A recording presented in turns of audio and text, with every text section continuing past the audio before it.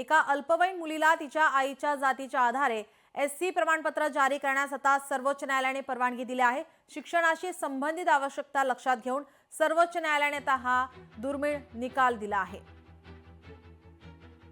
मी वृत्तपत्रातूनच आज वाचलेला आहे, कारण आम्ही ऑलरेडी भास्कर जाधवांचं आणि सतेज पाटलांचं नाव आम्ही महाविकास आघाडीतर्फे तो प्रस्ताव सरकारला आणि अध्यक्षांना दिलेला आहे, सभापती अध्यक्षांना।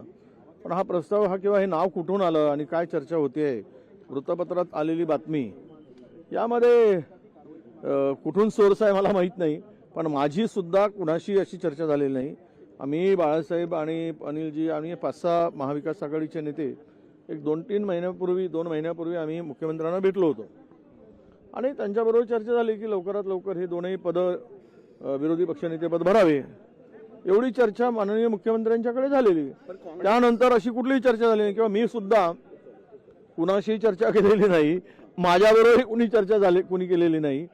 हा विषय आला कुठून मला माहित नाही, पण वृत्तपत्रातून मी वाचतोय। तुमच्या बाबतीत सकारात्मक दिसतंय, तुमच्या बाबतीत सकारात्मक दिसतंय भाजप। आता तिकडे मी बातमी वाचली, त्यामध्ये शिंदे सकारात्मक आहेत असं वाचलंय। तुम्ही मीडियावाले म्हणताय की भाजप सकारात्मक आहे। नाही, भाजप तुमच्या संदर्भात सकारात्मक आहे, तुम्हाला विरोधी पक्ष नेतेपद द्यायला, पण भास्कर जाधवांना नाही आहे।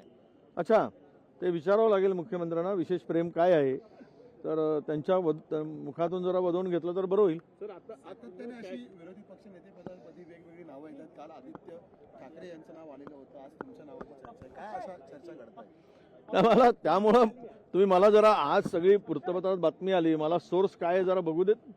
हा आलेल्या बातमीचा सोर्स कळला तर मग मला बोलता येईल। तुम्ही एकदम अटॅकिंग मोडमध्ये जर माझ्यावर प्रश्नाचा भडीमार केला तर मला उत्तर देता येणार नाही।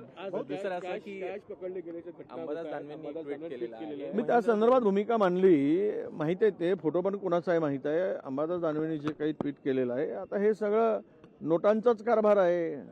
नोटा काय म्हणतात त्याला, खोके, हे पेट्या वगैरे हे सगळं टोपण नाव देऊन सगळी लूट चालली आहे महाराष्ट्राची, आणि लुटीचा पैसा पुन्हा निवडणुकीत वापरा। तर शेतकऱ्यांना देण्यासाठी पैसे नाहीत, कर्जमाफीसाठी पैसे नाहीत, पण नोटाचे बंडल यांच्याकडे कुठून येतात याची चौकशी व्हावी अशी आमची मागणी आहे। संतोष देशमुख यांच्या हत्येला 1 वर्ष पूर्ण झालेलं आहे। एकूणच जे सध्यापर्यंत चौकशी आहे अतिशय धीम्या गतीनं सुरू आहे असा आरोप जो आहे तो होताना दिसतो आहे। लोकशाही मराठी ऐका, पहा, जागरूक रहा।